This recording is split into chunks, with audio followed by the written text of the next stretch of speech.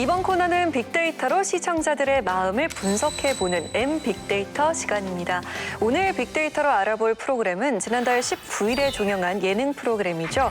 최애 엔터테인먼트입니다. 전민기 위원이 준비했죠? 네, 맞습니다. 레전드 아티스트가 프로듀서로 변신해 직접 발탁한 최 멤버들로 그룹을 탄생시키는 프로그램 최 엔터테인먼트. 7월 4일 시작된 프로젝트에서는 가수 장윤정 씨가 프로듀서로 등장해 트로트 아이돌 그룹 제작기를 담아냈는데요. 트로트계 BTS 되면 너무 좋겠다.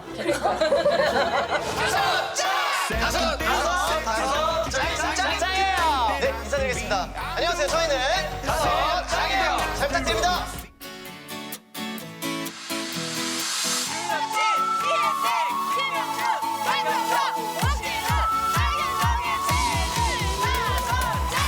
푸른 바다로 훌쩍 떠나볼까. 지금부터 시선 고정, 지금부터 시선 고정. 잠시라도 한눈 팔지 마.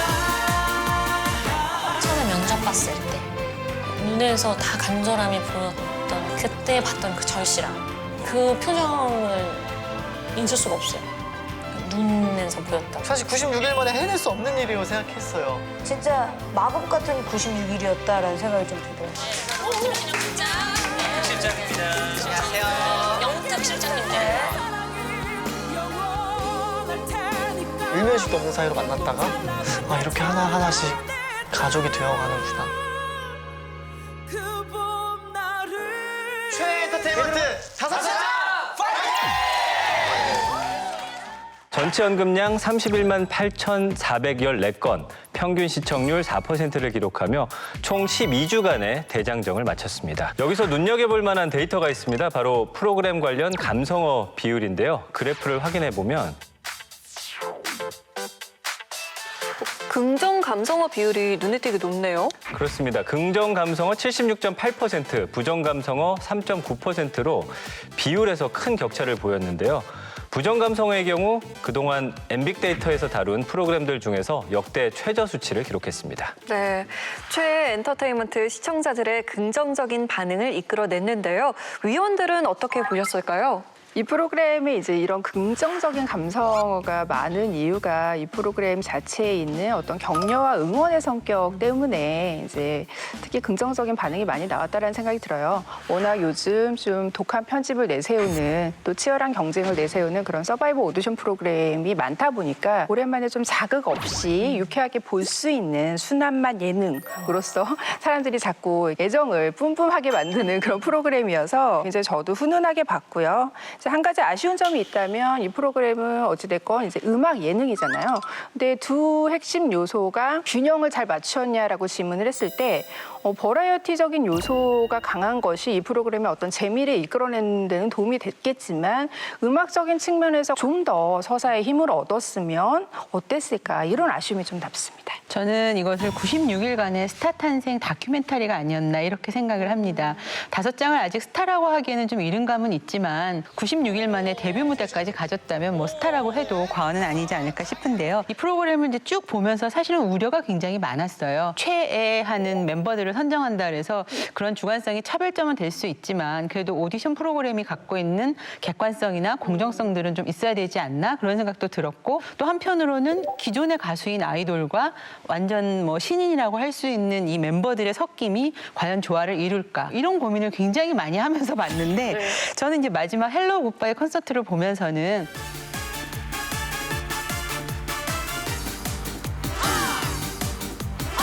오늘부터 시선 고정이야.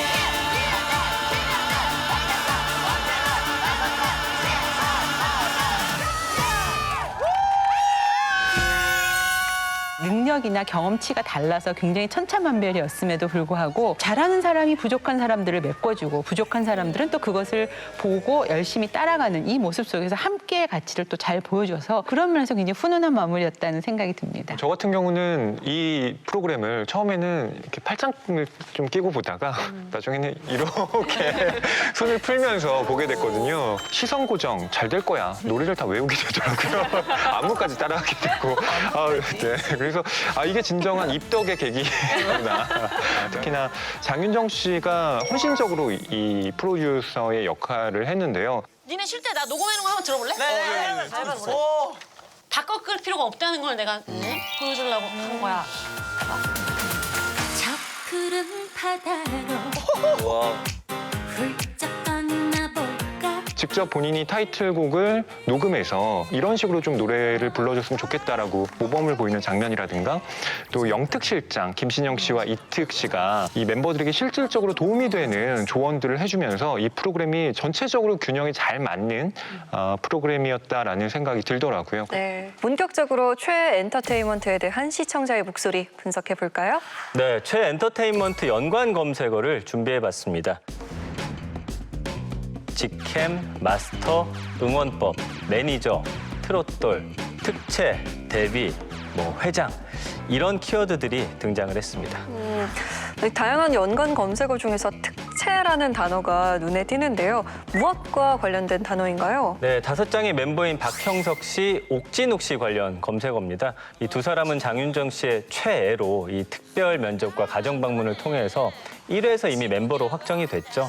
특별 채용으로 뽑힌 두 사람에 대한 의문과 우려의 시선도 있었지만 회차를 거듭할수록 각자의 매력과 실력을 뽐내면서 장윤정 씨의 최애인 이유를 증명을 했습니다. 네, 레전드 프로듀서의 최애는 누구일지 궁금해하는 시청자들의 반응이 검색어로 떠오른 게 아닐까 싶은데요. 위원들은 이 특별 채용으로 합류한 두 사람의 활약 어떻게 보셨나요? 장윤정의 최애로서 이렇게 딱 포지셔닝이 되어 있기 때문에 굉장히 부담이 컸을 거예요. 자기가 잘못했을 때 장윤정 프로듀서에게 주는 어떤 짐이 될 수 있을 것이고 무언가 자기가 부족한 것들이 팀워크를 깨면 어떡하나 하는 걱정도 있었을 것이고 그래서 그러한 부분들을 극복해가는 과정이 굉장히 좀 감동적이었다고 할까요? 그런 부분이 있고요. 두 사람 모두 괄목할 만한 성장을 보여줬다고 생각을 합니다. 박형석 씨와 옥진욱 씨는 사실 실패를 경험한 인물들이라고 볼 수 있잖아요. 박형석 씨는 신동으로 알려졌지만 트로트를 계속하지 못했고 다른 직업을 갖다가 이번에 데뷔를 하게 된 것이었고 옥진욱 씨 역시 다른 경연 프로그램에 나갔다가 결국 우승까지는 하지 못했던 아픈 역사를 갖고 있는 사람들인데 저는 한때의 실패라고 하는 것이 계속되는 게 아니라 그 실패가 아니라는 걸 이렇게 깨닫게 해주는 기회가 온다라고 하는 걸 이 특채를 통해서 좀 긍정적으로 생각을 했었고요. 이 두 사람의 이 특채 멤버가 그냥 낙하산이 아니라 확실히 실력과 끼를 갖춘 인물들이라는 걸 보여줬던 선발이었다고 볼 수가 있습니다. 저도 이 두 사람이 우리 사회에 주는 좀 메시지가 있는 것 같아서 좋았어요. 박형석 씨 같은 경우는 사실은 저 사람 될까라는 의구심을 갖고 있었어요. 마치 미운 오리 새끼처럼. 그러나 성장에 관한 과정들 통해서 좀 뭔가 느껴지는 만족감이 있었거든요. 최근에 이제 우리 사회가 약간 좀 완성된 인재형을 많이 찾는데 이렇게 뭔가 육성해 가는 과정을 보는 그런 재미를 가장 좀 톡톡히 준 멤버인 것 같아서 굉장히 애정이 좀 더 커지는 그런 member였고요. 옥진욱 씨 같은 경우도 역시 난 그냥 네가 정말 좋아. 어머나 팔매기 해준 느낌이다. 이유도 없이 그냥 좋아. 난 너를 모두 알고 싶어. 벗어버린 아담과 이브처럼. 야, 이거는 도레미 쳤어요. 굉장히 가능성이 무궁무진하고 기대감이 생기는 멤버인 것 같아요. 한층 업그레이드된 실력을 통해서 두 특채는 역시나 장윤정 씨가 보는 눈이 있구나 이런 생각을 하게 됐습니다. 처음에는 의구심을 가졌지만 보면 볼수록 특채가 된 이유를 입증했다는 평해 주셨는데요.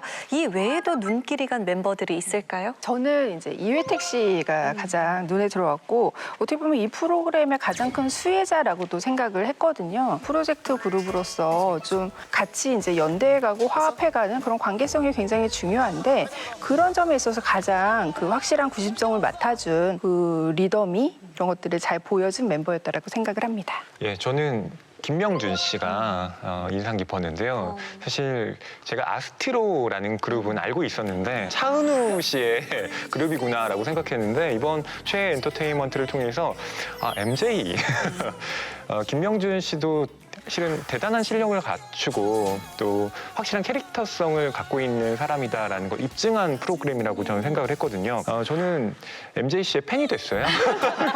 막 이렇게 뮤지컬 한다고 해서 찾아보기더라고요. 그래서 아까 TV 앞으로 이렇게 쭉 가셨다고 네. 하셨는데 그게 MJ 김명준 씨 때문이었군요. 네, MJ 씨 응원합니다. 아니 그런 면에서는 저도 같이 5명 중에서 네. 이 MJ 김명준 씨한테 굉장히 마음이 많이 갔는데요. 굉장히 미성을 갖고 있고 그래서 저 목소리가 트로트를 어떻게 소화해낼까 이런 궁금증도 있었는데 이 5장을 활동을 하면서 이제 자신의 그런 매력 포인트를 트로트에다 잘 얹어서 갔던 것 같아요. 그래서 예를 들면 그 시선고정 노래 중에 보면 한 번 보고 두 번 봐도 보고 싶고 두 번 보고 세 번 봐도 생각나는 누나 땡큐 내 사랑이야 누나 땡큐 내 사랑이야 얘가 진짜 대단한 게 네? 누나 땡큐 내 사랑. 이번 프로젝트를 통해서 김명준 씨는 자신의 음악적인 영역도 확장을 했고 또 대중들에게 좀 더 새로운 이미지를 부각시키는 뭐 일거양득의 효과를 얻지 않았나 그런 생각이 듭니다. 위원님들 두 분이 김명준 씨를 꼽아주셨는데 네. 인물 검색어 순위를 살펴보면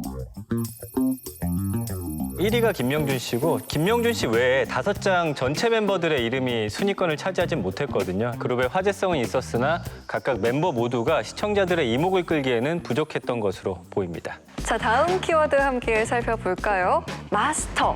이 단어는 무엇과 연관이 되어 있나요? 네, 5장을 위한 특별 맞춤 프로듀싱을 펼친 전문가 집단 관련 키워드로 해석이 됩니다.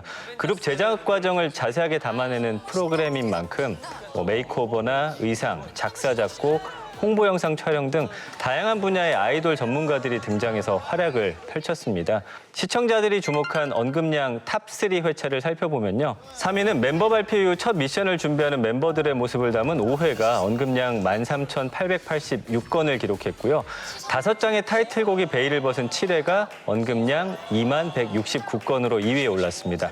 그리고 메이크오버, 재킷 촬영 등 5장의 데뷔 준비기가 펼쳐진 8회가 언급량 22,339건으로 1위를 차지했습니다. 전문가들의 활약이 두드러진 회차가 상위권을 차지하면서 전문가에 대한 관심을 확인할 수가 있었습니다. 이번 프로젝트 가장 인상적인 활약을 보였던 인물을 꼽는다면 누굴 꼽으시겠어요? 저는 그 콘텐츠 디렉터 유세윤 씨를 꼽고 싶은데요.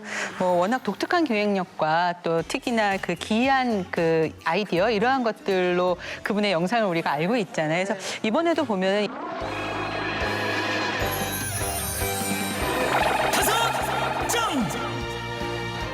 머나먼 자기들만의 세계에서 각자 열심히 살아온 우리가 드디어 합쳤다. 우리가 함께 비벼주면 그 누구도 우리에게 대적하지 못할 것이다. 우리는 5장이니까 자 떨어져 저 세계로. 한국의 전통장들을 이 트로트의 가치와 연결시켜서 뭔가 풀어나가는 그 아이디어도 굉장히 독특했고요. 된장을 들고 한다든지 고추로 목걸이를 또 들고 한다든지 내지는 항아리에서 올라갔다 내려왔다 이런 포즈들을 취하는 모습을 보면서 이제 아연실색할 수밖에 없잖아요. 결국에는 코믹하고 뭔가 그 화제성이 있는 걸 통해서 이 5장에 대한 호기심을 한껏 부풀려 올려줬던 이 유세윤 씨 역할이 저는 굉장히 컸다고 생각합니다. 저는 두 전문가가 인상적이었는데요. 제이 블랙 앤 마리 그리고 노라조입니다. 우선 제이 블랙 앤 마리부터 말씀을 드리면 세계적인 안무가잖아요. 근데 이들이 출연을 해서 5장의 이 안무를 맡을 때 잘 지도를 해주면서 이들이 또 실력을 갖췄다라고 하는 걸 배속 댄스라든가 즉흥 안무를 통해서 보여주더라고요. 그러면서도 따라하기 어려우니까 웃음도 좀 터트리고 약간 장난스럽게 하는 모습을 보면서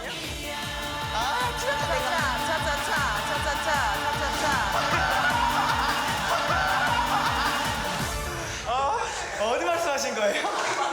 맞아요? 아니에요? 자, 우리가 알려주기는 알려줄 건데 이거는 프로가 아니야. 이거는 프로가 아니야. 지금 연습생만 하면서 놀고 있는 사람도 많아. 그렇게 냉정한 거예요. 그래서 열심히 해야 돼. 처음이자 마지막일 수도 있는 거야. 정말 다섯장에게 필요한 그런 전문가였구나라는 생각을 하게 만들었고요. 또 노라조는 사실 전문가로 초빙된 건 아니지만 행사를 어떻게 해야 하는지 정말 실질적인 노하우를 담아서 알려주더라고요. 그러니까 행사의 가장 큰 포인트는 우리의 팬만 사로잡는 게 아니라 다른 가수를 보러 오셨던 분들의 마음을 박수 한번 쳐요. 그분들 입장에서는 어머 나 쟤네들하고 오늘 1일이다. 그래서 살아남는 거지. 오빠 미안해요. 나 얘 좀 조금만 사랑할게요. 이런 마음을 가질 수 있게. 똑똑하게 해야지. 그러니까 씨앗을 뿌린다는 마음. 다섯장이 만약 어떤 행사를 뛴다면 정말 피가 되고 살이 되는 그런 조언이 아니었나라는 생각을 해봤습니다. 다음 키워드 살펴볼까요? 응원법이라는 단어가 눈에 띄네요. 네, 트롯돌 다섯장이 발표한 노래와 관련된 검색어입니다. 타이틀곡 시선 고정, 잘 될 거야 음원 발표 이후에 쇼 음악 중심 데뷔 방송에 맞춰서 새 임원진이 응원법을 준비를 했죠. 수약진 이랬을 기남장 알천사 오지나 다섯장 코로나19 여파로 인해서 첫 방송을 무관중으로 치르게 됐지만 세 사람의 독특한 응원법으로 아쉬움을 달랬습니다. 시선 고정 무대의 경우 클립 영상 조회수가 40만 회를 넘기면서 큰 관심을 모았습니다. 네, 새 임원진이 직접 응원법까지 만들어낼 정도로 다섯장의 활동과 관련된 일이라면 정말 작은 부분까지 신경 쓴 노력이 인상적인데요. 위원들은 다섯장의 완성도 어떻게 평가하세요?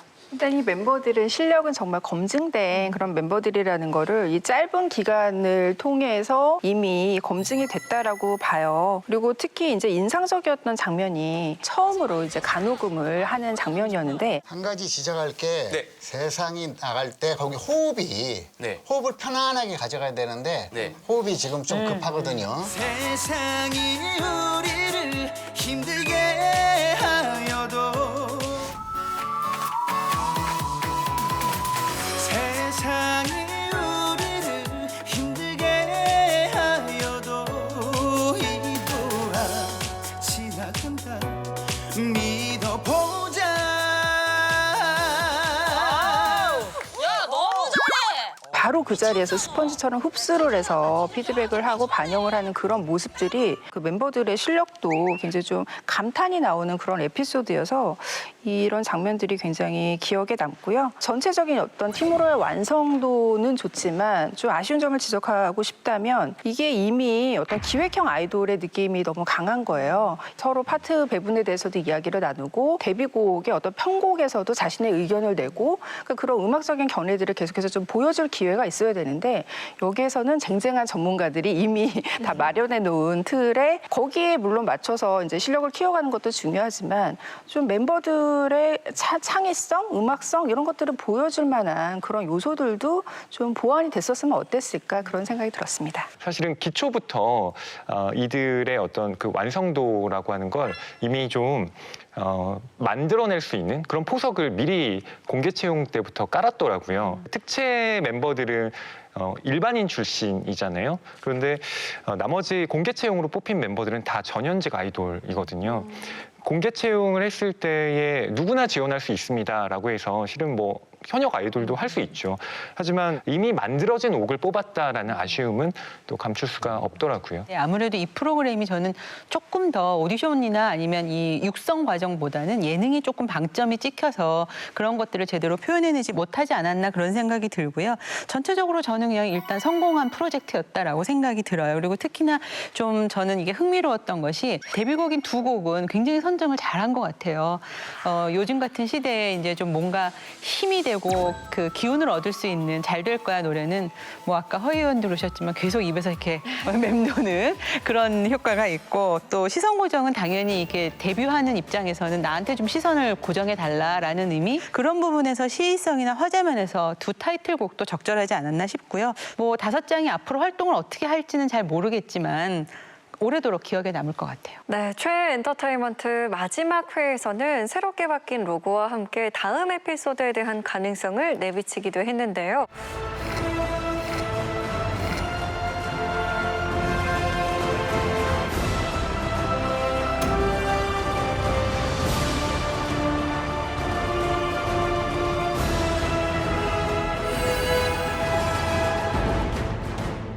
그런가 하면 최애 엔터테인먼트의 에피소드 종류와 관련해서 탐나는 TV 홈페이지 시청자 의견란에서도 다양한 글들 확인할 수 있었습니다. 그중 한 의견을 살펴보면요. 에피소드 종류에 대한 아쉬움과 함께 5장의 행보가 궁금하다는 말씀 남겨주셨습니다.